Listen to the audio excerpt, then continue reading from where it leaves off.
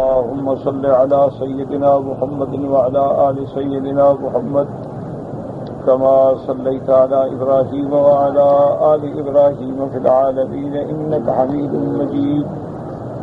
أعوذ بالله من الشيطان الرجيم. بسم الله الرحمن الرحيم. فمكث غير بعيد فقال أحطت بما لم تحط به وجئتك من سبأ بنبأ يقين إني وجدت امرأة تملكهم وأوتيت من كل شيء ولها عرش عظيم وجدتها وقومها يسجدون للشمس من دون الله وزين لهم الشيطان أعمالهم فصدهم عن السبيل فهم لا يهتدون. ألا يسجدوا لله الذي يخرج الخبأ في السماوات والأرض ويعلم ما تخفون وما تعلنون. الله لا إله إلا هو رب العرش العظيم. قال المؤلف والمفسر رحمه الله تعالى: أدام النفع بعلومه وعلومكم في الدارين آمين. إلى أن قال: وقال ابن أبي حاتم حدثنا علي بن الحسن قال حدثنا مسدد قال حدثنا سفيان بن عيينة عن عطاء بن السائب عن مجاهد عن ابن عباس رضي الله تعالى عنهما قال: كان مع صاحبة سليمان 100,000 قيل تحت كل قيل 100,000 مقاتل. اب مفسر رحمۃ اللہ علیہ ان آیات مبارکہ کی تفسیر بیان فرما رہے ہیں کہ ہدہد نے حضرت سلیمان علیہ السلام کی خدمت میں آ کے رپورٹ پیش کی کہ میں نے سبا کے علاقے میں ایک عجیب واقعہ دیکھا ہے کہ وہاں ایک حکومت ہے جو اس کی ملکہ جو ہے عورت ہے اور وہ حکمران ہے اور اس کے پاس ضرورت کی ہر چیز ہے اور اس کا بہت بڑا عرش ہے اور وہ جو ہیں سورج کے پجاری ہیں. اب مفسر رحمۃ اللہ علیہ فرماتے ہیں کہ قرآن پاک نے تو اتنی فرمایا ہے کہ انی وجدت امرأۃ. آگے تفصیل اللہ کا قرآن بیان نہیں فرماتا کیونکہ یہ سنت اللہ ہے کہ اللہ نے قرآن میں جہاں جو ضروری بات ہے بس اتنی بیان فرمائی، باقی تفصیلات کی ضرورت ہی نہیں ہوتی. لیکن لوگوں نے کتب سابقہ سے کتب اسرائیلیہ سے روایات سے یہ معلوم کیا ہے کہ وہ عورت جو ہے اس کا نام بلقیس بنت شراحیل تھا اور وہ سبا کے علاقے کی ملکہ تھی، بادشاہ تھی. اور یہ بھی معلوم کیا ہے کہ اس کی ماں جو ہے وہ جنیہ تھی، باپ جو ہے وہ انسان تھا. اب اسی طرح ایک قول حضرت ابن عباس کا یہ بھی نقل کیا گیا ہے کہ ملکہ بلقیس جو تھی جس کا قصہ حضرت سلیمان علیہ السلام کے ساتھ پیش آیا، اس کے پاس 1,000 یعنی کمپنی تھی. کیل کہتے ہیں بڑی، کسی فوج کا اجتماع ہو اس کو آپ کمپنی کہہ لیں، کچھ کہہ لیں. اور اس ہر کمپنی میں پھر 1,000 جو ہے وہ مقاتل تھا، یعنی 1,000 ضرب 1,000. تو اتنی بڑی اس کی فوج تھی اور اتنا بڑا اس کا دبدبہ تھا. وقال الأعمش المجاہد كان يقتال يدي ملك السبا 12,000 قيلا. اور حضرت مجاہد رحمۃ اللہ علیہ کا ایک قول یہ ہے کہ اس کے ساتھ جو ہے 1,000 چھاونی تھی. تحت كل قيل 100,000 مقاتل. مقصود یہ ہے کہ وہ بہت بڑی ملکہ تھی، بہت بڑی فوج تھی، اس کا تخت تھا اور اس کے پاس بہت بڑے انعامات تھے. وقال عبد الرزاق انبانا معمر قتادہ فی قوله تعالی انی وجدت امرأة تملكهم كانت من بيت مملكة وكان اولو مشورة و312 رجلا. یعنی وہ ملکہ تھی اور بادشاہوں کے خاندان سے تھی، اس کا پورا خاندان جو ہے وہ شاہی خاندان. اور اس کے جو خاص کابینہ تھی، جو اس کی کیبنٹ تھی، جو وزیر تھے، جو مشیر تھے، وہ تقریباً 312 تھے. یعنی جن سے وہ مشورہ کرتی تھی اور جن سے وہ اپنی مشاورت کے ساتھ معاملات چلاتی تھی. کل رجل منہم علی 10,000 رجل، وہ 312 میں ہر بندہ جو ہے اس کے تحت جو ہے تقریباً 10,000 آدمی تھے. وکانت بارض یقال لها معارب، یہ علاقہ ہے معارب، اس کو سبا بھی کہتے ہیں معارب بھی کہتے ہیں. علی 3 امیال من صنعاء، صنعاء جو اس وقت دارالخلافہ ہے یمن کا، اس سے 3 میل کے فاصلے پر یہ جگہ تھی. تو اس جگہ کا نام معارب بھی ہے، اس جگہ کا نام سبا بھی ہے. وهذا القول هو اقرب انه كثير على مملكة اليمن. اب مفسر رحمۃ اللہ علیہ فرماتے ہیں کہ یہی قول زیادہ قریب ہے کہ بہرحال یمن کا علاقہ تھا اور وہاں کی وہ ملکہ تھی اور بادشاہ. اصل میں پہلے دور میں یہ ہوتا تھا کہ مختلف بادشاہوں نے اپنے لقب رکھے ہوئے تھے. جیسے روم کا بادشاہ جو بھی بنے وہ ہرقل کہلاتا تھا. اب ہرقل اول، ہرقل دوم، ہرقل سوم، ہرقل چہارم، کئی ہرقل گزرے ہیں. اسی طرح جو فارس کا تھا وہ کسرا کہلاتا تھا، اور پھر وہ کسرا بھی کئی گزرے ہیں. اسی طرح مصر کے جو بادشاہ تھے وہ فرعون کہلاتے تھے. تو اسی طرح فراعنہ بھی کئی گزرے ہیں، کوئی ایک فرعون نہیں گزرا ہے، کئی فرعون ہیں. اسی طرح حبشہ کا بادشاہ جو ہے اس کا لقب نجاشی تھا، اور اسی طرح یمن کے جو بادشاہ تھے ان کا لقب تبابع تھا، تبع الاکبر. یہ سب سے پہلے اللہ کے کعبے کا غلاف جو ہے وہ تبع الاکبر جو یمن کا بڑا بادشاہ تھا اس نے ڈالا تھا اللہ کے کعبے پہ غلاف. تو سب سے پہلے غلاف ڈالنے والا وہ تبع اکبر ہے. تو لیکن چونکہ حضور پاک نے اس غلاف کو برقرار رکھا ہے تو لہذا وہ سنت ہو گیا. یا تو حضور حکم دے دیتے بھی غلاف اتار دو، لیکن حضور صلی اللہ علیہ وسلم نے بھی اور غلاف کو برقرار رکھا. تو بعد میں جو ہے تبع اکبر کے بعد پھر قریش غلاف ڈالتے رہے، اور قریش کے دور کے بعد بھی غلاف ڈالے گئے، اور پھر کافی عرصہ مصر سے غلاف آتا رہا. اور اب جو ہے الحمدللہ اس حکومت کو اللہ جزائے خیر دے، انہوں نے مستقل ماشاءاللہ کسوا کا ایک ادارہ قائم کر دیا ہے کہ اللہ کے کعبے کا غلاف جو ہے وہ بھی سرزمین مکہ میں، سرزمین حرم میں بنتا ہے، اور یہیں پر پھر وہ ایام حج کے اندر تبدیل ہوتا ہے. ہر سال جو ہے غلاف تبدیل کر دیا جاتا ہے اور خالص ریشم کے دھاگے سے بنا جاتا ہے، اور اوپر جو لکھائی ہے وہ خالص سنہری یعنی سونے کے پانی کے ساتھ ہوتی ہے. تو بہرحال وہ اب تو الحمدللہ انہیں یہ بھی اجازت دی ہے، کوئی دیکھنا چاہے تو جا کے فیکٹری کو بھی دیکھ سکتا ہے. تو بہرحال یہ یمن کے لوگ تھے. اب قرآن پاک فرماتے ہیں وَأُوتِيَتْ مِن كُلِّ شَيْءٍ وَلَهَا عَرْشٌ عَظِيمٌ. تو اصل میں کل شیء، کل استغراق کے لیے مضاف بھی شے کی طرف ہو تو معنی ہوتا ہے کہ اس دور میں ان کے حالات میں جو بادشاہ کو ضرورت تھی وہ سب چیز اس کے پاس. یہ معنی نہیں ہوتا کہ کل شے کا معنی یہ ہے کہ قیامت تک جو چیزیں ہیں وہ اس کے پاس تھیں. یعنی ہوائی جہاز بھی تھے اس کے پاس، اور گاڑیاں اور ٹرینیں اور بنی نہیں تھی تو اس کے پاس کہاں سے آ گئی. تو اوتیت من کل شے کا معنی یہی ہوتا ہے کہ اس دور میں ان حالات میں جو کچھ اس کو ضرورت تھا اللہ نے دیا تھا. وَأُوتِيَتْ مِن كُلِّ شَيْءٍ مِّن مَتَاعِ الدُّنْيَا مِمَّا يَحْتَاجُ إِلَيْهِ الْمَلِكُ الْمُتَمَكِّنُ. اب مفسر رحمۃ اللہ علیہ فرماتی ہیں کہ کل شے سے مراد یہ ہے کہ اس دور میں جس کی بادشاہوں کو احتیاج ہوتی ہے اللہ نے وہ اس کو عطا فرمایا تھا.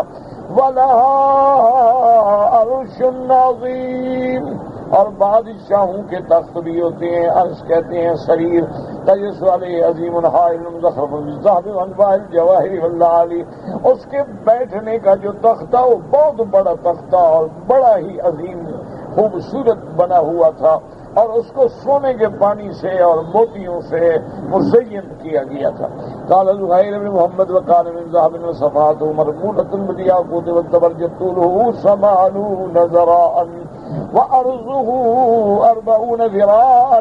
زہیر ابن محمد فرماتے ہیں کہ وہ 80 گز لمبا تھا اور 40 گز جو ہے وہ چوڑا تھا، اور اس کے پھٹے جو تھے وہ سارے سونے کے لگائے گئے تھے، زبرجد کے لگائے گئے تھے، تو بڑا خوبصورت قسم کا اس کا۔ اور ہر دور میں یہ ہوتا آیا ہے کہ بادشاہ بڑے عجیب عجیب قسم کے تخت بنواتے ہیں، تاج بنواتے ہیں، تخت بنواتے ہیں، پہننے کے لیے زیور بنواتے ہیں، ہر قسم کی زینت اختیار کرتے ہیں۔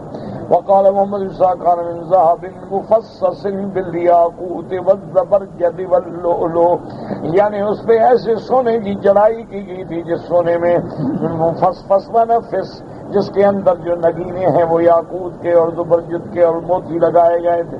وقال انما يخدم النساء، یہ چیزیں جو ہیں اس کام کے کرنے والی عورتیں تھیں۔ وَلَهَا 600 امْرَأَةٍ تَلِي الْخِدْمَةَ، 600 عورت تھی جو اس کی خدمت پہ مامور تھی۔ قال علماء التاریخ وكان هذا الصحيح بقصر عظيم مشيد رفيع البناء محكم، وكان فيه 360 طاقة من مشرقه ومصر من مغربه قد بناه ولا أن تدخل الشمس كل يوم من طاقة وتغرب من مقابله صباحا ومساء۔ علماء تاریخ لکھتے ہیں کہ یہ تخت جو تھا ایک عظیم بلڈنگ میں تھا، جو بڑی عظیم بلڈنگ تھی، بڑی اونچی بلڈنگ تھی اور بڑی مضبوط بلڈنگ تھی، اور اس میں انہوں نے 360 جو ہے روشن دان رکھے تھے، 360 مشرق کی جانب، 360 جو ہے مغرب کی جانب، اور وہ اس انداز میں رکھے گئے تھے کہ روزانہ جب سورج طلوع ہو تو ایک روشن دان سے آئے اور اس کے سامنے والے سے غروب ہو جائے، تو وہ سورج کے پجاری تھے۔ تو انہوں نے ایسا انتظام کیا ہوا تھا کہ ایک خانے سے نکلا دوسرے دن اس سے، تیسرے دن اس سے، کیونکہ سال کے 360 دن ہوتے ہیں، تو 360 دنوں کا انتظام کیا تھا انہوں نے محل میں، کہ 360 جو ہے روشن دان مشرق کی جانب تھا اور 360 جو ہے وہ مغرب کی جانب تھا۔ وجدتها وقومها يسجدون للشمس من دون الله وزين لهم الشيطان أعمالهم فصدهم عن السبيل فهم لا يهتدون۔ اصل یہ ہے کہ جب لوگ دیکھتے ہیں کہ سورج کے بڑے فوائد ہیں، کہ سورج چلتا ہے تو سارا نظام چلنا شروع ہو جاتا ہے، سورج کی گرمی سے کتنی فصلیں ہیں جو پکتی ہیں، سورج کی حرارت سے کتنی چیزیں ہیں جو برف پگھلتی ہے اور دنیا کے لیے دریا اور پانی بن کے چلتے ہیں، انہوں نے سورج کو ہی خدا بنا دیا کہ اچھا یہی نفع نقصان کا بات ہے۔ اس لیے بعض لوگوں نے چاند میں دیکھا، چاند کو بنا دی، بعض لوگوں نے ستاروں میں دیکھا، ستاروں کو بنا دی، بعض لوگوں نے کسی بزرگ کی کرامت دیکھی تو اس بزرگ کو بھی خدا بنا لیا کہ اب یہ نفع نقصان کے مالک یہی ہو گئے۔ یہ نہ سمجھا کہ بھی یہ تو مخلوق ہے، اللہ نے اس کو پیدا کیا ہے، جو خود مخلوق ہے، جو خود محتاج ہے، وہ کیسے خالق بن سکتا ہے، وہ کیسے نفع نقصان کا مالک بن سکتا ہے۔ اب سورج ہے وہ نکلنے میں بھی اللہ کے حکم کا محتاج ہے، اس لیے حدیث مبارک میں آتا ہے کہ سورج اللہ کے حکم کے مطابق طلوع ہوتا ہے، اور جب قیامت بالکل قریب آ جائے گی تو سورج عرش کے نیچے سجدہ ریز ہوگا، اللہ سے اجازت طلب کرے گا تو اللہ حکم دیں گے کہ اب مشرق سے نکلنے کے بجائے مغرب سے طلوع ہو جاؤ، اور جب سورج مغرب سے نکلے گا اذا طلعت الشمس من مغربها اغلقت ابواب التوبہ، حدیث مبارک میں آتا ہے کہ جب سورج مغرب کی جانب سے طلوع ہوگا تو اللہ توبہ کے دروازے بند کر دیں گے کہ آج کے بعد پھر توبہ قبول نہیں ہوگی۔ اللہ تبارک و تعالیٰ کے قرآن اتنا بیان کرتا ہے کہ بس وہ سورج کے پجاری تھے، اور سورج کی پجارے ہونے میں کس نے ان کو؟ شیطان نے یہ اعمال جو تھے مزین کر کے دکھا دیے۔ اب بھی دنیا میں دیکھیں، کوئی آگ کے پجاری ہے، کوئی سورج کے پجاری ہے، کوئی قبروں کے پجاری ہے، اور کوئی حضرت عیسیٰ کے پجاری ہیں، کوئی حضرت عزیر کے پجاری ہیں۔ کسی نے حضرت عیسیٰ کو خدا بنا لیا، کسی نے حضرت علی کو خدا بنا لیا۔ الحمدللہ عقیدہ خالص یہ ہے کہ خالق اللہ کی ذات ہے، باقی تمام انبیاء، تمام اولیاء، تمام اس کی مخلوق ہیں، محتاج ہیں، اس سے مانگنے والے ہیں۔ دینے والی ذات جو ہے وہ صرف اللہ تبارک و تعالیٰ کی۔ اسی لیے اللہ نے فرمایا قل هو اللہ احد اللہ الصمد۔ اب مفسر فرماتے ہیں صمد کا معنی کہ کل شیء محتاج الیہ وہو لا یحتاج الی احد، کہ ہر چیز اس کی محتاج ہے اور وہ کسی کا محتاج نہیں۔ اس لیے اللہ پاک نے منع فرمایا ہے کہ ان اوقات میں سجدہ بھی نہ کرو، تاکہ لوگ یہ نہ سمجھیں کہ تم بھی سورج کے پجاری ہو، کہ عین جب سورج سر پہ ہو یا سورج نکل رہا ہو یا سورج ڈوب رہا ہو، یہ اوقات ہیں ان لوگوں کی عبادت کے۔ تو اللہ فرماتے ہیں اس میں عبادت بھی نہ کرو تاکہ کافروں سے تشبیہ نہ ہو جائے، کافروں سے مشابہت نہ ہو جائے، کافروں سے کسی قسم کی مماثلت نہ ہو جائے۔ وجدتها وقومها يسجدون للشمس من دون الله وزين لهم الشيطان أعمالهم فصدهم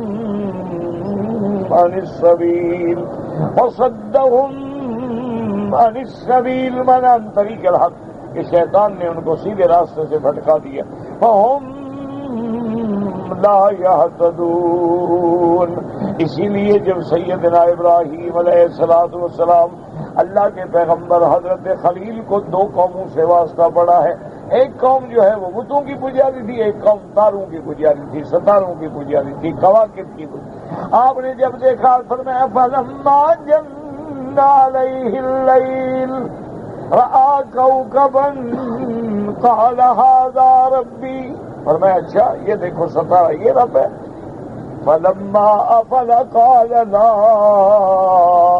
لا احب الافلین، جب ستارے ڈوب گئے حضرت ابراہیم نے فرمایا یہ ڈوبنے والوں کو تو میں پسند نہیں کرتا، یہ کیسے خدا ہو جو خود ڈوب جائے، وہ خدا کیسے ہو گیا؟ وہ تو خود ختم ہو گیا ہے۔ تو خدا بھی ڈوب جاتے ہیں، کبھی نکلتے ہیں، کبھی ڈوبتے ہیں، کبھی روشنی کبھی اندھیرا ہوتا ہے۔ فلما رأى القمر بازغا قال هذا ربی، یہ استفہام ہے، یعنی هذا ربی کیا یہ ہے میرا رب؟ جب چاند کو دیکھا فلما افل قال لئن لم يهدني ربي لأكونن من القوم الضالين۔ اب جب چاند بھی ڈوب گیا آپ نے فرمایا بدبختو، اگر اللہ مجھے بھی ہدایت نہ دیتے تو میں بھی اسی چاند تاروں کے چکر میں پڑا رہتا۔ فلما رأى الشمس بازغة قال هذا ربي، قوم پہ ضرب مارے۔ اب جب سورج نکلا تو فرمایا اچھا یہ ہے میرا رب۔ فلما افلت قال يا قوم انی بریء مما تشركون انی وجهت وجهي للذي فطر السماوات والارض حنيفا وما انا من المشركين۔ اللہ کے پیغمبر نے فرمایا کہ میں برات کا اعلان کرتا ہوں، مشرکین سے اعلان برات، اور جن چیزوں کی تم عبادت کرتے ہو ان سے بھی برات۔ میں تو صرف اس ذات کی عبادت کرتا ہوں جس نے آسمانوں اور زمینوں کو پیدا فرمایا ہے۔ اس لیے فرماتے ہیں قولہ اللہ يسجدوا للہ الذی يخرج الخبأ في السماوات والأرض ويعلم ما تخفون وما تعلنون۔ اللہ يسجدوا للہ معناه زين لهم الشيطان أعمالهم فصدهم عن السبيل فهم لا يهتدون۔ اللہ يسجدوا للہ أي لا يعرفون سبيلك الذي إخلاص سجود الله وحده دون ما خلق من الكواكب وغيرها، یعنی وہ نہیں جانتے حق کا راستہ، شیطان نے ان کو بھٹکا ڈالا ہے، شیطان نے گمراہ کر دیا ہے، اس لیے وہ بھٹکے ہوئے ہیں، یہ نہیں سمجھتے کہ سجدہ تو صرف اس ذات کے لیے ہے جس نے سب کو پیدا کیا ہے، وہ عبادت کے لائق ہے۔ وہ معبود برحق ہے، وہ خالق ہے اور ساری دنیا مخلوق ہے۔ کما قال تبارک و تعالی وَمِنْ آیاتہ اللیل والنہار والشمس والقمر لا تسجدوا للشمس ولا للقمر واسجدوا للہ الذی خلقہن ان کنتم ایاہ تعبدون۔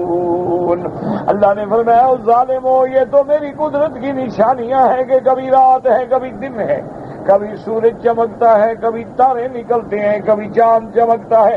خبردار کسی سورج کسی چاند کو سجدہ نہ کرنا۔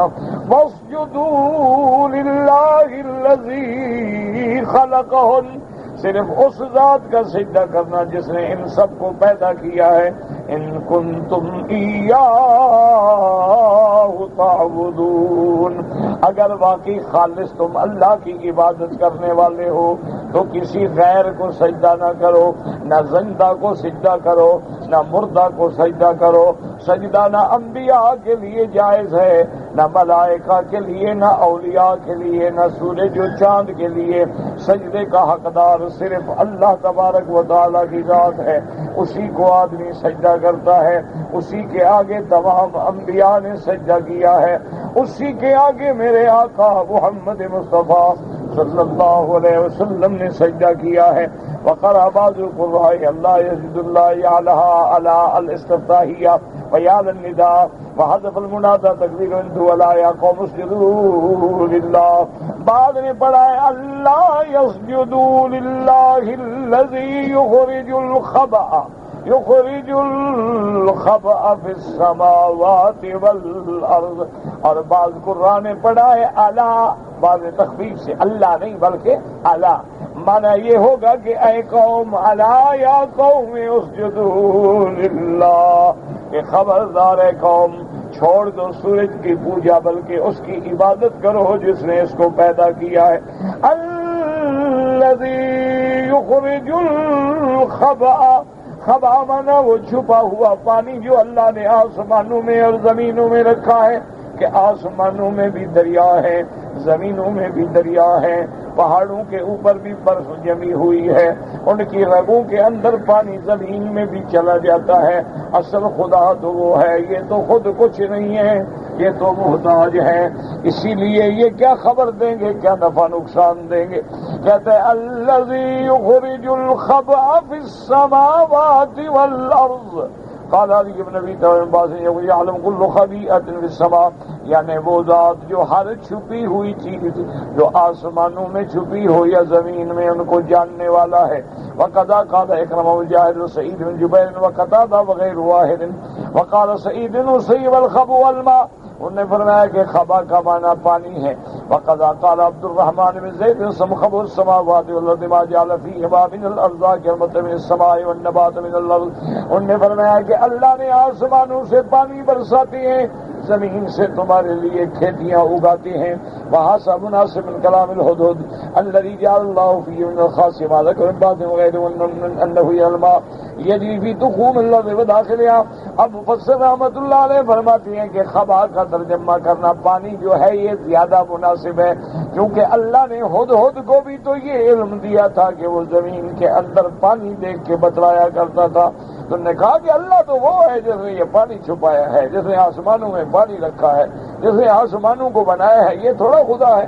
یہ کیا ایک ملکہ ہے، تخت ہو گیا تو خدا بن گئی ہے، سورج ہے تو خدا بن گیا، یہ کیا بات ہو گئی؟ وَقَوْلُهُ وَيَعْلَمُ مَا تُخْفُونَ وَمَا تُعْلِنُونَ، اور خدا تو وہ ہے جو تم چھپاتے ہو اس کو بھی جانتا ہے، جو ظاہر کرتے ہو اس کو بھی جانتا ہے، اور یہ تو کچھ بھی نہیں جانتے، سورج کچھ نہیں جانتا، تارے کچھ نہیں جانتے، چاند کچھ نہیں جانتا، ان کو تو حکم دینے والا حکم دیتا ہے کہ چلو، وہ تو اس کے حکم پہ چل رہے ہیں، یہ کیسے خدا ہو گئے؟ اچھا، اور جن کو تم نے اپنا معبود بنا رکھا ہے، جب وہ کچھ ہی نہیں جانتے، ان کو تو اپنے حال کا پتہ نہیں، تو تمہارے خدا کیسے بن گئے ہیں؟ یعلم ما یخفی لعباد من الاقوال والافعال، وہ اس کی ذات ہے، وہ علیم ہے، وہ علام ہے، وہ علام الغیوب ہے، وہ اپنے بندوں کی ہر بات جو ظاہر کریں جو چھپائیں سب جانتا ہے۔ اس لیے اللہ نے فرمایا سواء منکم من اسر القول ومن جہر بہ ومن هو مستخف باللیل وسارب بالنہار۔ اللہ نے فرمایا چاہے تم چھپا کے بات کرو چاہے تم زور سے بات کرو، میرا اللہ تبارک و تعالی جانتے ہیں۔ اس کے آگے کوئی چیز نہیں، کوئی چیز رات میں چھپی ہو یا دن میں ظاہر ہو، وہ سب جاننے والا ہے۔ اللہ لا الہ الا هو رب العرش العظیم۔ اے هو البدو، اللہ اسی کا نام اسم ذات اللہ ہے، وہ ذات ہے الذی لا الہ الا ہو، کوئی معبود برحق نہیں مگر اللہ، وہی ہے عرش عظیم کا رب۔ الذی لیس فی المخلوقات اعظم منہ، مخلوقات میں سب سے بڑی چیز جو ہے وہ عرش ہے۔ فلما کان الہدہد داعیا للخیر وعبادۃ اللہ وحدہ والسجود لہ نہی عن قطعہ۔ اب اللہ کے مفسر رحمۃ اللہ علیہ فرماتی ہیں چونکہ اس ہدہد نے ان کو دعوت توحید دی، اللہ کی عبادت کی طرف پکارا، اس لیے شریعت میں حکم ہے کہ ہدہد کو نہ مارا کرو، ہدہد پرندے کو قتل نہ کیا جائے۔ کما رواہ الامام احمد ابو داؤد ما جاء النبی ہریرہ رضی اللہ تعالی عنہ قال نہى النبی صلی اللہ علیہ وسلم قتل 40 من الدواب، حضور پاک نے فرمایا ان 4 جانوروں کو بلا ضرورت نہ مارا کرو، النملۃ چیونٹی، والنحلۃ شہد کی مکھی، والہدہد ہدہد پرندہ ہے، اور سرد جو ہے وہ بھی ایک پرندہ ہے اس کا نام ہے۔ تو ان 4 چیزوں کو منع ہے۔ ہاں حاجت ہے، ضرورت ہے، وہ الگ بات ہے، ورنہ بغیر ضرورت کے نہ مارا جائے۔ واللہ اعلم۔ اللہ اکبر، اللہ اکبر۔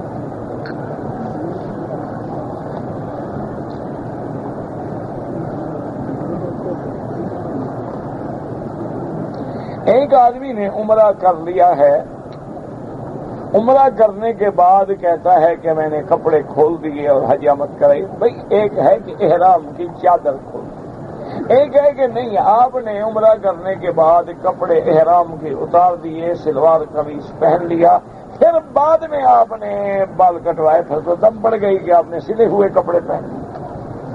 اگر تھوڑی دیر پہنے ہیں تو پھر خیرات ہے، اگر پورا آدھا دن پورا دن گزر گیا تب ہے۔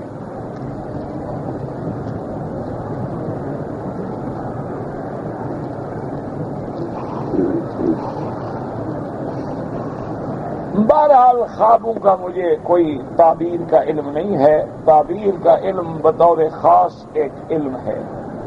اس کے لیے سب سے بہتر طریقہ یہ ہے کہ محمد بن سیرین رحمت اللہ علیہ کی کتاب ہے التعبیر الرؤیا، وہ کتاب لے کے رکھ لیں، اس میں دیکھ لیا کریں میں نے یہ دیکھا، میں نے یہ دیکھا، میں نے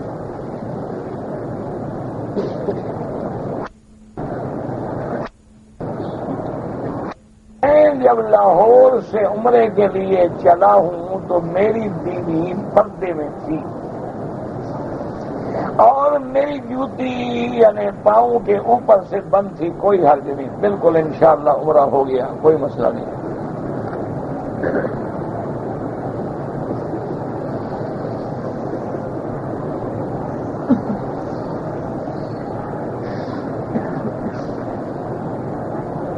میں الحمدللہ طواف کر رہا ہوں اور طواف جمع کرتا جا رہا ہوں، مثلا میں نے 5 کیے 10 کیے، بعد میں میں اپنے رشتہ داروں کو ثواب دوں گا، تو ہر طواف کے بعد دیتے جاؤ، کو ضروری ہے کہ پہلے جمع کرتے رہو؟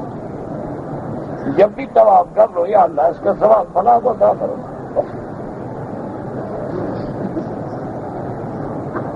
عمرے پہ عورت آئے تو کیسے پردہ کرے؟ ایک تو باعزت لباس پہنے، بڑا محترم لباس ہو جس میں اس کے بدن کا کوئی حصہ، کوئی ہاتھ بھی نظر نہ آئے، اور آگے کپڑا ڈال دے کہ منہ کو بھی نہ لگے، پردہ بھی رہے۔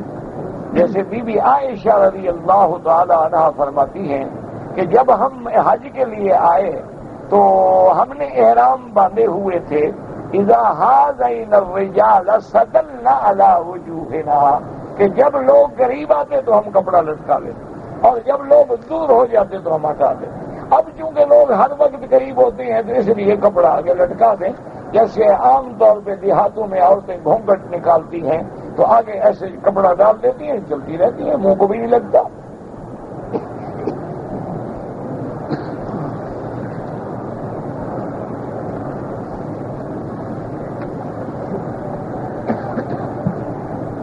پاکستان سے آتے ہوئے فلائٹ جو ہے ہماری جب جدے میں پہنچی تو ہم نے احرام جدے سے باندھا، تو اب آپ کو ایک تو دم پڑ گئی کہ آپ نے میقات گزر گئے اور آپ نے احرام جدے سے باندھا ہے تو دم پڑ گئی، اور دوسرا یہ ہے کہ بڑے عمرے سے بھی معلوم ہو گئے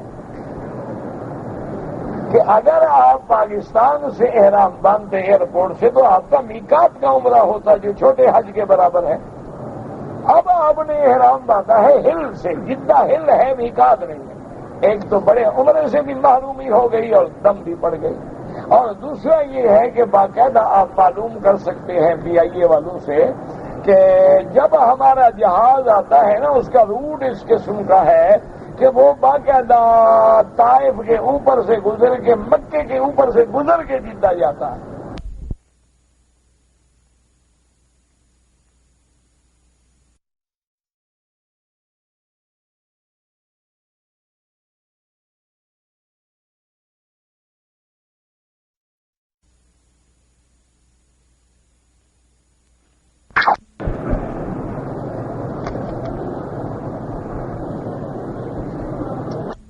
خواتین جو ہیں اگر ٹی وی پروگرام کے اسلامی معاملات میں حصہ لیں، میرے خیال میں تو میرا بھائی یہی ہے کہ وہ اس میں بھی نہ لیں،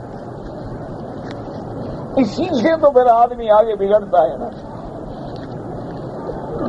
پہلے تو بظاہر یہ ہے کہ اسلامی اصولوں میں، لیکن ٹی وی پہ آنا جانا ہوگا، میل ملاقات ہوگی، وہاں کے عملے سے بات ہوگی، پھر آدمی اور کھلتا جائے گا۔ اور دوسری بات یہ بات یاد رکھیں کہ آج تک ہمارے پاس یعنی دیکھیں کہ سیدہ عائشہ صدیقہ رضی اللہ تعالی عنہ نے 2210 حدیثیں روایت کی ہیں حضور محمد مصطفیٰ، یعنی مکثرین روایت میں ہیں، اور ان میں 1100 کے قریب تو وہ احادیث مبارک ہیں جن کو بخاری اور مسلم نے لیا ہے۔ تو کیا بی بی عائشہ ٹی وی پہ آ کے ہمیں دین پہنچا گئی؟ تو دین تو بغیر ٹی وی کے بھی پہنچ سکتا ہے۔ یہ تو ٹھیک ہے کہ آج کل کے وسائل ہیں، اس سے فائدہ اٹھانا چاہیے، لیکن فائدہ اٹھانے کا معنی یہ نہیں ہے نا، مصیبت یہ ہے کہ اب مثلا ٹیلی فون ہے، ایک فائدہ ہے نا، موبائل ہے آپ کے جیب میں ہے، سیل فون آپ کی جیب میں ہے، آپ جہاں ہیں اپنے برادری سے، بھائیوں سے، اولاد سے، ماں باپ سے متصل ہیں، جب چاہا ان نے بات کر لی، آپ کو بھی اطمینان ہو گیا، ان نے بھی اطمینان ہو گیا، ایک فائدہ ہے، ضرورت ہے، بڑی اچھی چیز ہے، لیکن برائی کتنی ہے کہ اللہ کے حرم میں گانے بج رہے ہیں۔ تو جب تک یہ دنیا میں موبائل فون نہیں آیا تھا وہ اللہ کی مخلوق مر تو نہیں گئی تھی، نہ ترقی ہو گئی تھی۔ تو اگر آیا ہے تو پھر اس کے استعمال پہ پورا خیال رکھا جائے۔ تو اس لیے بہرحال خواتین کے لیے جیسے کہ حضور کے زمانے میں ہے کہ باقاعدہ بی بی عائشہ پردے کے اندر بیٹھ کے درس دیتی تھی، اور بڑے بڑے صحابہ حضرت ابو ہریرہ، حضرت ابن عباس، اور اسی طرح حضرت عمرو بن العاص، حضرت زید بن خالد، یہ بڑے بڑے اکابر اجلت صحابہ آگے مسئلہ پوچھتے تھے۔ تو بہرحال کوشش یہی کریں کہ، اور اگر کوئی ایسی مجبوری ہو تو پھر عورت پورے پردے میں جائے، پورے حجاب میں جائے، اور دنیا کو سبق دے کے پردے کے اندر رہ کے بھی دین پہنچایا جا سکتا ہے۔ اب بھی دیکھیں ہماری بات بیٹیاں ہیں، MNA ہیں، کوئی سینیٹر ہیں، کوئی MPA ہیں، لیکن جن کو اللہ نے توفیق دی ہے باقاعدہ پردے میں آتی ہیں اجلاس میں. ویسے ہم تو خیر اس کے بھی حق میں نہیں ہیں، سیدھی بات ہے کہ ہم کہتے ہیں یہ بھی نہیں ہونا چاہیے. جب تم ایک نظام کو نظام کافرانہ کہتے ہو تو پھر اس میں حصہ لینے کا کیا مطلب؟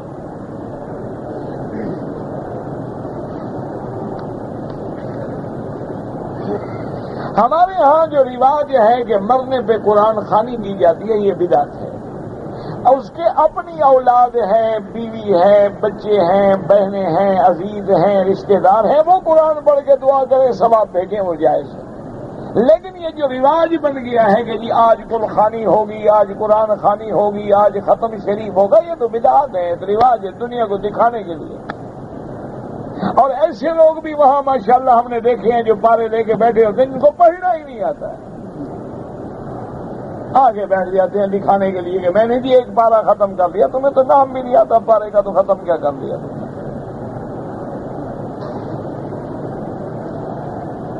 جدہ ایئرپورٹ پر احرام باندھا ہے، دم پڑ گئی.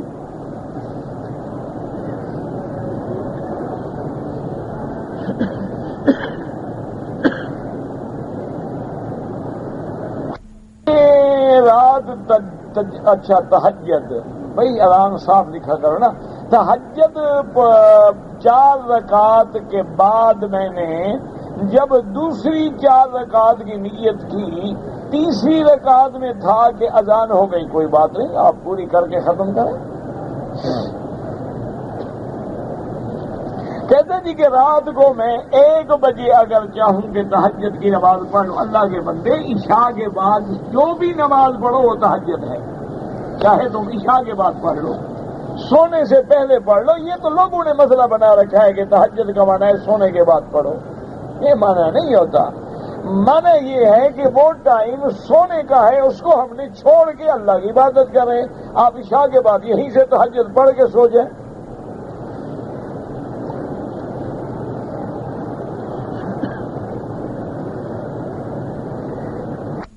کہ میرے انکل نے اگر چچا لکھ دیتے تو کوئی حرج تھا بھلا؟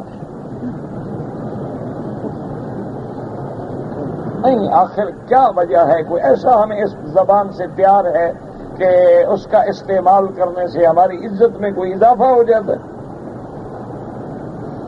نہیں. کوئی وجہ تو ہو نا کہ آخر ہم انگریزی بول کے کس پہ روک ڈالنا چاہتے ہیں؟ جو انگریزی بولتا ہو یعنی وہ تو پڑھا لکھا آدمی ہے، لیکن جس کو اللہ کے نبی کی زبان، اللہ کے قرآن کی زبان نہ آتی ہو، وہ کیا ہے؟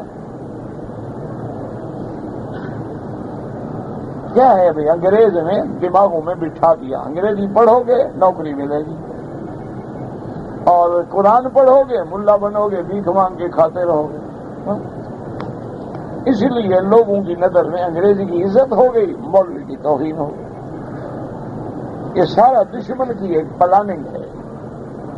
اس نے انتظام یہ کیا تھا، جب اس نے قبضہ کیا، قابض ہوا، ظالم تھا، غاصب تھا، لٹیرا تھا، اس نے سب سے پہلے یہی کوشش کی. اس لیے ایک پادری نے جب جا کر اپنے مشن کو رپورٹ کی تو انہوں نے کہا کہ تم نے کتنے عیسائی بنائے؟ انہوں نے کہا عیسائی تو ایک بھی نہیں بنایا. انہوں نے کہا ہم نے تم پہ لاکھوں ڈالر خرچ کیے ہیں 2 سال میں، اور ایک بندہ بھی تم عیسائی نہیں بنا سکے. انہوں نے کہا بات تو سنو، عیسائی میں نے ایک بھی نہیں بنایا، لیکن مسلمان بھی ایک نہیں رہنے دیا. عیسائی میں نہیں بنا سکا ان کو، لیکن اب ان کے ملک میں زبان بھی ہماری ہے، بولی بھی ہماری ہے، سکولوں میں تعلیم بھی ہماری ہے، عدالتوں میں زبان ہماری ہے، وزارتوں میں زبان ہماری ہے، ہر آرڈر ہماری زبان میں ہے، تہذیب ہماری ہے، لباس ہمارا ہے، کلچر ہمارا ہے، اٹھنا بیٹھنا کھانا پینا سب ہمارا ہے. تو باقی کیا ہے؟ بہرحال جناب آپ کے انکل نے جو سود لیا بہت بڑا گناہ کیا، اور سود جو ہے وہ اللہ سے جنگ ہے. اور ایک بات یاد رکھیں، یہ کافروں کو تو ہضم ہو جاتا ہے، مسلمان کو نہیں ہضم ہوتا. اچھا جتنا بدکار فاسق فاجر ہوگا اس کو پھر بھی ہضم ہو جاتا ہے. اس کی مثال ہے کہ ایک دفعہ ایک مولوی بیچارہ سڑک کے کنارے کھڑا تھا ایک بکری پکڑ کے، اور وہ بکرا تھا یا بکری تھی کیا تھا، وہ شور کر رہا تھا، اور وہ بیچارہ کہے بابا کس کی ہے، کسی کی ہو تو بتلائے. تو ایک تھانے دار گزرا وہاں سے. تھانے دار صاحب نے اپنی سواری روک لی. انہوں نے کہا مولوی صاحب کیا بات ہے، کیوں پریشان ہو؟ کہا یار یہ بکری ہے، کسی کی گم تھی تو ہمارے پاس ہے، ہم پکڑ کے کھڑا ہوں رستے پہ کہ کوئی مالک آ کے لے جائے. اور اس نے کہا مولوی صاحب یہ تم کو بھی خراب کرے گی، دیکھا نہیں باں کر رہی ہے، یہ ہمیں دے دو. انہوں نے کہا آپ کیا کریں گے؟ ندی پہ کر کے کھا جائیں گے. اندر پہلے اور بھی کھڑی ہوئی ہیں، مطمئن ہو جائے گی، باں بھی نہیں کرے گی. تمہارے پاس اور ہے نہیں، اکیلی تو چیخے گی نا. تو اس لیے سود بھی ان کو تو ہضم ہو جاتا ہے جن کے اندر پہلے بھی حرام ہے. لیکن جو اللہ والا بندہ ہے، مومن ہے، مسلمان ہے، اگر وہ غلطی میں پھنس گیا وہ عذاب میں آ گیا. اس لیے سود سے ہر حال میں بچیں. یہ بہت بڑی اللہ سے جنگ ہے، اللہ ہر مسلمان کو بچائے. کہتے ہیں جی کہ خامد کی مرضی ہے کہ میں بال کٹواؤں، تو دین تمہارا خامد کا کلمہ پڑا ہے تم نے یا محمد مصطفیٰ کا پڑا ہے؟ اچھا خامد کی کل مرضی ہو کہ بغیر برقعے کے بدار پھرو، خامد کی کل مرضی ہو کہ میرے دوستوں کو بھی انٹرٹین کرو، میں کہہ سکوں کہ میری وائف بڑی سوشل ہے، تو پھر تو دین خامد کا ہو گیا، اللہ رسول کا تو کوئی نہ ہوا. اللہ کہتا ہے میرا حج بھی پڑھو تو تھوڑے سے بال کٹواؤ کہ عورت کے بال نہ کٹے، اور تم خامد کے کہنے پہ بال کٹوانے پہ تیار کھڑی ہو. ہر وہ حکم جو شریعت کے خلاف ہو، چاہے باپ دے یا خامد دے، اس حکم کی تسلیم نہیں کرنا ہے.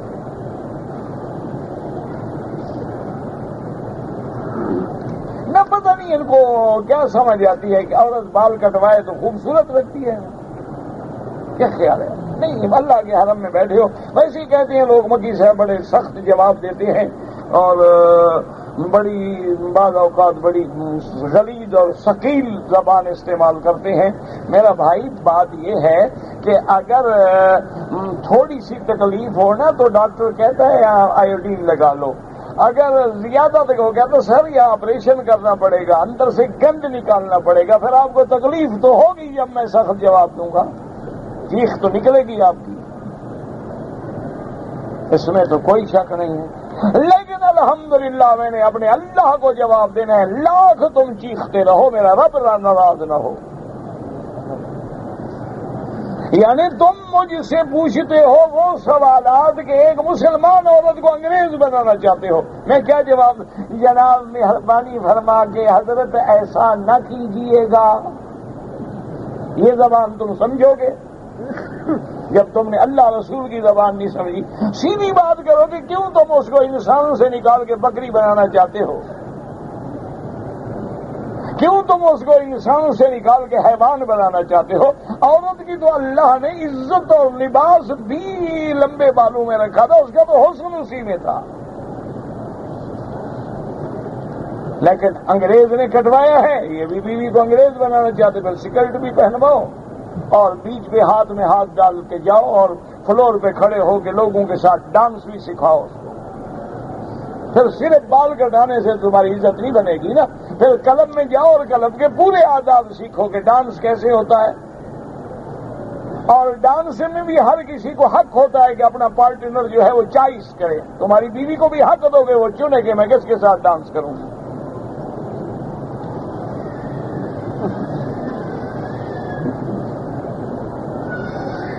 انا للہ و انا الیہ راجعون. کہتے ہیں جی کہ گھٹنوں کو ننگا کرنے کے لیے پاجامہ پینٹ کو موڑنا کیسے، یعنی کپڑے موڑنے سے ڈر رہا ہے، اللہ کی لعنت سے نہیں ڈر رہا کہ تم پہنو ہی نہ نیچا. کپڑا موڑنے سے تو ڈر رہا ہے کہ پینٹ کو موڑ دیا تو بندہ تو نہیں مڑ گیا نا، کون سا کار ٹوٹ گیا. تم اللہ سے کیوں نہیں ڈرتے ہو کہ حضور نے فرمایا کہ اگر ٹخنے سے نیچے کپڑا ہے تو وہ جہنم میں ڈالا جائے گا وہ پاؤں. تم وہ پہنو ہی نہیں، کیوں تمہیں موڑنا پڑے؟ ویسے موڑنے سے کوئی فرق نہیں پڑتا ہے. تم نے دین کو موڑ ڈالا ہے، شرم نہیں آیا؟ کپڑے کے موڑنے کا مسئلہ پوچھ رہے ہو. بعض اوقات اسی طرح جواب دینے پڑتے ہیں. حضرت عبداللہ ابن عمر اسی کعبے میں بیٹھے ہوئے تھے. حضرت عمر کا بیٹا ہے رضی اللہ عنہما، متبع محمد مصطفیٰ ہے. ایک بندہ آیا، اس نے کہا کہ حضرت میں نے مسئلہ پوچھنا ہے، دیکھیں میں احرام میں ہوں، حالت احرام میں ایک مچھر آ کے میرے کپڑے پہ بیٹھ گیا، تو مجھے یاد نہیں رہا کہ میں احرام میں ہوں، میں نے جو زور سے مارا وہ مچھر بھی مر گیا اور اس کا خون کپڑے کو بھی لگا اور میرے بدن کو بھی لگا، تو میرے لیے کیا حکم ہے؟ آپ نے فرمایا پہلے یہ بتاؤ تم آئے کہاں سے ہو؟ اس نے کہا جی میں کوفے سے آیا ہوں. آپ کے پاس جو شاگرد بیٹھے انہوں نے فرمایا اس کو کان سے پکڑو اور اللہ کے گھر سے نکال دو باہر. کہو گے حضرت عبداللہ عمر نے بھی بڑا سخت جواب دیا. اب انہیں اس کو نکال دو. نے کہا کیا بات ہے حضرت، میں نے کیا کیا؟ انہوں نے کہا قتل حسین، امام حسین کا خون پی گئے ہو، شرم نہیں آتی مچھر کا خون کا مسئلہ پوچھنے آئے ہو؟ انہوں نے کہا بڑے شریف لوگ ہو گئی کوفے والے کہ امام حسین کا خون ڈکال نہیں لیا پی گئے، مچھر کے خون سے ڈر کے مسئلہ پوچھنے آ گیا ہے. ایسے آدمی کو نکالو مسجد سے باہر. تو میرا بھائی جب یعنی اللہ کے نبی نے کہا کہ ٹخنوں کے نیچے کپڑا نہ ہو جہنم ہے، اس کا ڈر نہیں، موڑے کیسے کپڑا جی؟ تو اس کا کیا علاج ہے؟ اللہ سے دعا مانگو بس. داڑھی کے بال اوپر آ جاؤ ٹھیک کرا سکتے ہیں، خط بنا سکتے ہیں. داڑھی لہیا کا نام ہے، یہ تھوڑا ہے کہ آنکھوں تک بھی بال ہو تو نہ کاٹو.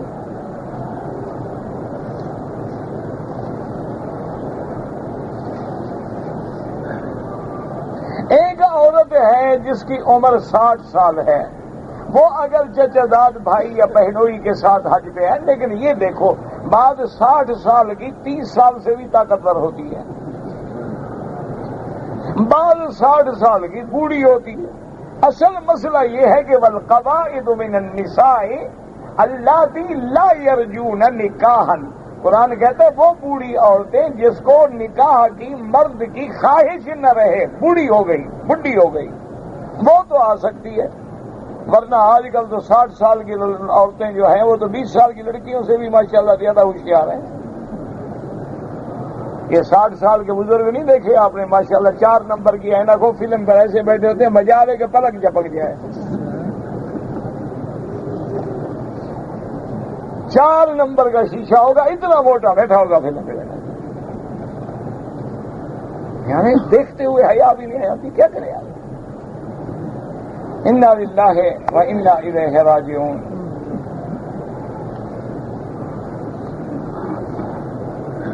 کہتے جی بیت الحرم میں اے سی پنکھے کب نصب ہوں گے؟ آپ اے سی کے لیے آئے ہیں حج کرنے آئے ہیں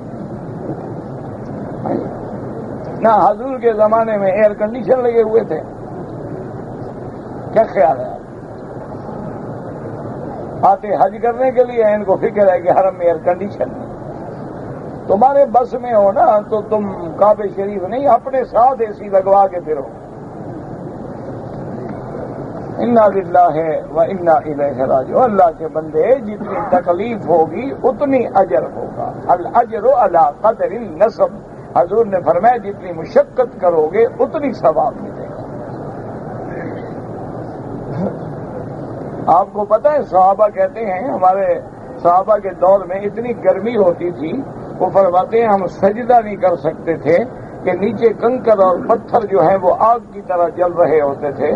تو فرماتے ہیں کہ ہم ایک مٹھی بھر کے نماز میں اپنے ہاتھ میں رکھ کے کھڑے ہوتے تھے کہ کچھ تو ٹھنڈے ہو جائیں، سجدے کے وقت بچھا لیں گے.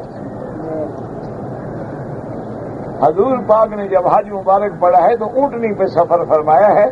نہ قہوے تھے، نہ راستے میں ہوٹل تھے، نہ کھانے پینے کے سامان تھے، نہ مکے مدینے میں مکان تھا. میرے مدنی پاک کے لیے خیمہ لگایا گیا بابدہ میں، اور اسی طرح عرفات کے میدان میں حضور کے لیے خیمے لگائے گئے. اور اس دھوپ میں حضور نے اونٹنی پہ سفر کیا ہے. تم ایئر کنڈیشن کاروں میں آتے ہو 2-4 گھنٹے، ایئر کنڈیشن بھی موجود ہے جی، آپ ادھر تشریف نہ لایا کریں، وہیں اے سی میں بیٹھے رہیں.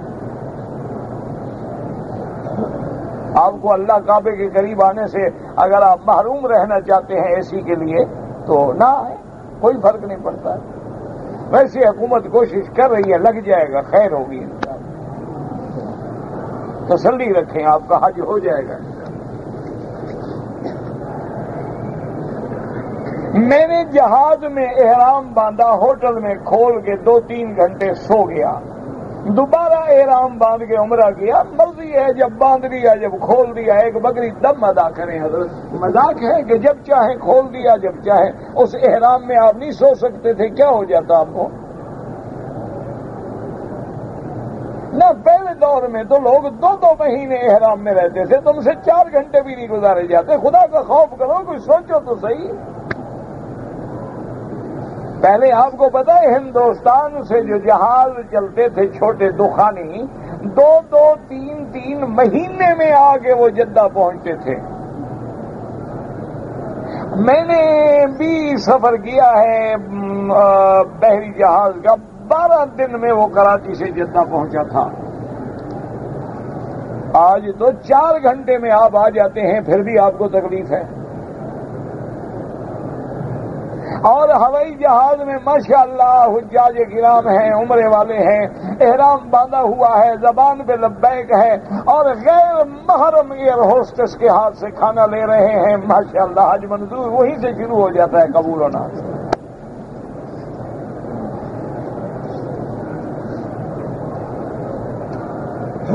سب سے پہلی علامت آپ کے عمرے کی قبولیت کی یہی ہوتی ہے کہ لبیک زبان پہ ہوتا ہے اور نظریں اس کی پنڈلی پہ ہوتی ہیں۔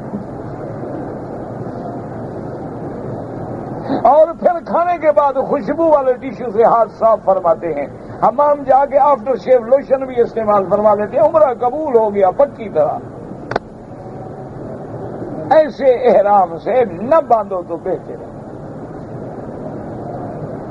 اگر تمہارے جہاز ران بات نہیں مانتے، نہ مانے، یہ تو تمہارے بس میں ہے کہ نظریں نیچے جھکا کے بیٹھ جاؤ اور کہو بیٹی مجھے کچھ نہیں چاہیے، آپ جائیں کسی اور کو دیں، میرا عمرہ خراب نہ کریں۔ اگر ہر احرام والا یہ کہے، میں کہتا ہوں خدا کی قسم کمپنی مجبور ہو جائے کہ وہاں مرد رکھے۔ لیکن حاجی سوال ہی پیدا نہیں، وہ کہتے ہیں گناہ تو اب جا کے بخشوا دیں گے نا، تو فائدہ ہے درمیان میں یہ تو اٹھا لیں، گناہ بخشوانے تو جا رہے ہیں نا،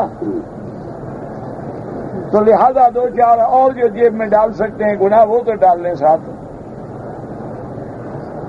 انا للہ و انا الیہ راجعون۔ اللہ پاک رحمت فرمائے۔ اچھا آئیں گے، تھکے آئے گی، ہوٹل میں سو گئے، نمازیں گئیں، جماعتیں گئیں، ہوٹل میں سویا ہوا، یہ کون سا عمرہ ہے بھائی؟ ایسی تکلیف ہے نا، آپ کے پاؤں میں مہندی لگی ہوئی ہے، آپ نہ آیا کریں عمرے میں۔ اگر عمرہ کرنا ہے تو پھر پوری طرح عمرہ کریں جیسے سنت ہے محمد مصطفیٰ۔ احرام باندھنے کا معنی کیا ہے کہ تم نے اپنا لباس اتار دیا ہے کہ مولا میں نے اپنا تکبر، بڑائی، خانگی، دولت، دنیا سب اتار کے پھینک دی ہے، اب کفن کی 2 چادریں میں نے پہن لی ہے اور قبر کو یاد کر کے تیرے دروازے پہ آ رہا ہوں۔ 2 احرام کی چادریں کیا ہیں کہ میرا مالک جو یعنی اپنی بیوی سے گپ شپ لگانا حلال ہے، احرام میں تو وہ بھی حرام ہے جے جائے کہ تم غیر محرم عورت کے ہاتھ سے کھانے کھاؤ۔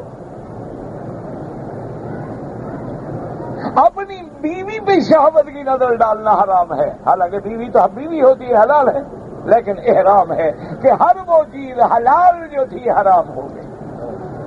خوشبو لگانا حلال ہے لیکن احرام میں حرام ہے، ناخن کاٹنا حلال ہے لیکن احرام میں حرام ہے، سلا ہوا کپڑا پہننا حلال ہے لیکن احرام میں حرام ہے۔ اور سب سے پہلی چیز جو ہے اللہ نے یہی فرمایا لا رفث ولا فسوق، ایک تو تیری نظر میں بے حیائی نہ ہو، تیری نیت میں بے حیائی نہ ہو، کوئی شہوت انگیز بات نہ ہو، کسی غیر محرم کے چہرے پہ تیری نظر نہ پڑے، کسی غیر محرم سے تو بات نہ کرے، اور کوئی نافرمانی والا کام نہ کرے، کوئی جھگڑا نہ کرے، تب حج ہے، تب عمرہ ہے۔ عمرہ کوئی مذاق نہیں ہے کہ چادریں باندھ لی اور چل پڑے، بس حقے بھی پی رہے ہیں، سگریٹیں بھی پی رہے ہیں اور جناب گپیں بھی لگا رہے ہیں، غیر محرم عورتوں کے ساتھ قافلہ بھی چل رہا ہے۔ ایک کمرے میں ماشاءاللہ عمرے والوں نے 2 بیڈ عورتوں کے ہیں، 2 مردوں کے ہیں، دونوں عورتیں غیر محرم ہیں، اکٹھے سو رہے ہیں، اکٹھے کھا رہے ہیں۔ کس بات کا عمرہ ہے؟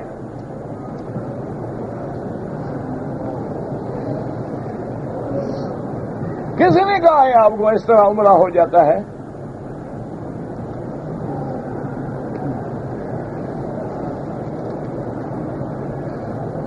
عمرے والوں کے لیے طواف الوداع کرنا جو ہے واجب نہیں ہے، لیکن افضل یہ ہے کہ جب آپ نے جانا ہو اسی وقت آپ پہلے طواف الوداع کریں اور چلے جائیں، کیونکہ موت و حیات کا کوئی پتہ نہیں، خدا جانے پھر طواف نصیب بھی ہوگا کہ نہیں ہوگا۔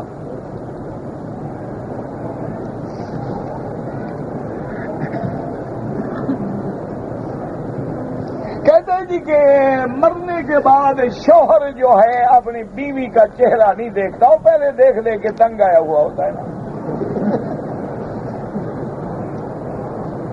ورنہ کیوں منع ہے جناب؟ زندہ تھی تو جائز تھا، مرنے کے بعد آرام ہو گیا ہے۔ کس نے کہا ہے چہرہ نہ دیکھو؟ وہ تو تمہاری انشاءاللہ قیامت میں بھی بیوی ہے، جنت میں بھی بیوی ہے، وہ تو نہیں چھوڑتی۔ یہ لوگوں نے مسئلے بنائے ہوئے ہیں، شوہر نہ دیکھے، بیوی نہ دیکھے۔ اچھا کوئی بندہ ہی نہ ہو تو کون غسل دے گا؟ اور بندہ ہی کوئی نہ ہو، ایک میاں بیوی ہو، مر جائے ایک، کیا کریں گے آپ؟ کون غسل دے گا؟ ایسے پھینک دے گڑے میں اٹھا کے؟ کوئی عقل کریں، اللہ نے عقل بھی تو دیا ہے نا، بھروسہ تو نہیں بھرا ہوا نا، ہر بات مولوی کے ذمہ تو نہ ڈالیں نا۔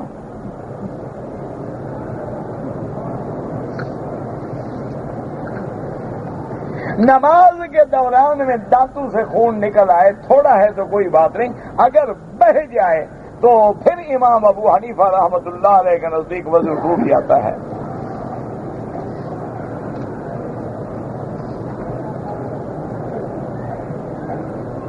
پندرہ سال سے میں بیمار رہتا ہوں، اللہ سے شفا کی دعا کریں اور زمزم پیئیں اسی نیت سے، اور دل لگا کے اللہ سے دعا مانگیں، شفا دینے والا میرا اللہ ہے۔ قرآن حدیث بھی پڑھتا ہوں اور پریشان بھی انسان ہے، خدا کے بندے، اللہ کے انبیاء نہیں پریشان رہے۔ حضرت یعقوب علیہ السلام جو روتے روتے آنکھیں سفید ہو گئی، حضرت ایوب علیہ السلام کے روتے روتے سارے بدن میں تکلیفیں ہو گئی، تو یہ تو اللہ کی طرف سے ہے، گھبراتے کیوں؟ اللہ کی رضا پہ راضی رہو لیکن لطف و کرم مانگتے رہو کہ مولا تیری رضا پہ راضی ہوں لیکن عاجز ہوں، برداشت نہیں ہوتا، آرام کر۔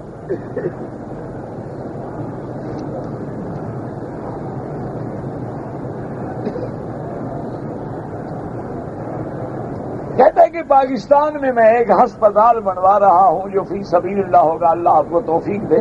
بہرحال ہسپتال کی بنیاد میں، عمارت میں زکوٰۃ کا پیسہ نہیں لگ سکتا، زکوٰۃ کے پیسے سے دوائیں لے کے غریبوں کو دے سکتے ہو، لیکن زکوٰۃ بلڈنگ کی بنانے میں نہیں خرچ ہو سکتی۔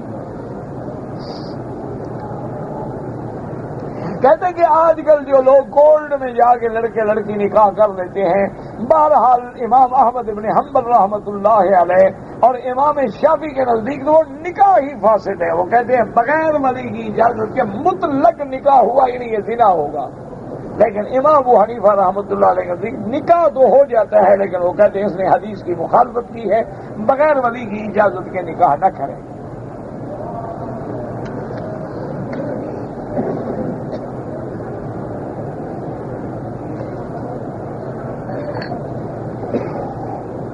کہتے ہیں جی کہ طواف کے دوران میں مردوں کی لائن کرتے ہیں، بہرحال یہ انتظامی معاملات ہیں۔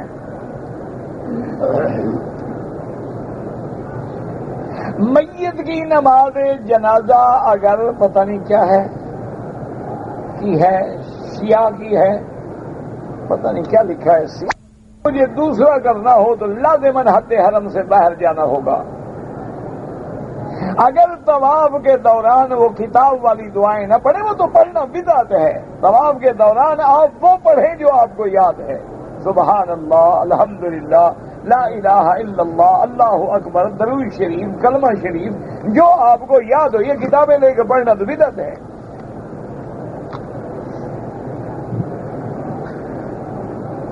شادی کے 52 سال ہو گئے ہیں، بیوی تنگ کرتی رہتی ہے. اب 52 سال صبر کیا تو باقی بھی کر لو. اب بتاؤ اس کو کیا جواب دوں میں؟ آپ مجھے بتاؤ. جو آپ کہیں وہی جواب دو. اللہ کے بندے صبر کرو، بیوی ہوتی اسی لیے ہے کہ تنگ کرے، اور کیا.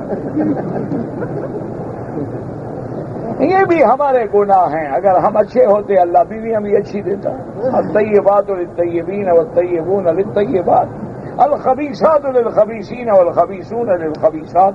میرے خیال میں تو عورت کا گناہ نہیں ہوتا، وہ بھی ہمارے گناہ ہیں. اس کی سزا اللہ عورت کی شکل، عورت کی شکل، عورت کی شکل، عورت کی شکل، عورت کی شکل، عورت کی شکل، عورت کی شکل، عورت کی شکل، عورت کی شکل، عورت کی شکل، عورت کی شکل، عورت کی شکل، عورت کی شکل، عورت کی شکل.